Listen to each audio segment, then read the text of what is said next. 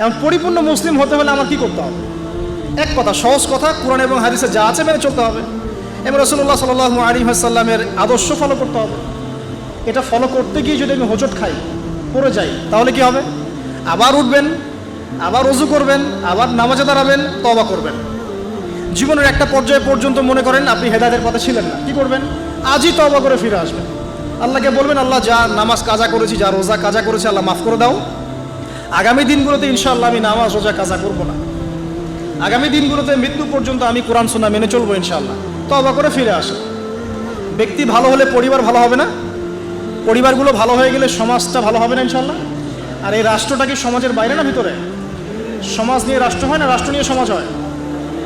রাষ্ট্রবিজ্ঞান পড়েন, সমাজবিজ্ঞান পড়েন, সমাজ নিয়েই কিন্তু রাষ্ট্র। আগে কিন্তু এই বর্তমান সময়কার এই গ্লোবাল রাষ্ট্রের কাঠামোটা ছিল না। কিন্তু প্রাচীন গ্রিকের দর্শন পড়েন, ওদের ফিলোসফিগুলো পড়েন, ওখানে কিন্তু ছোট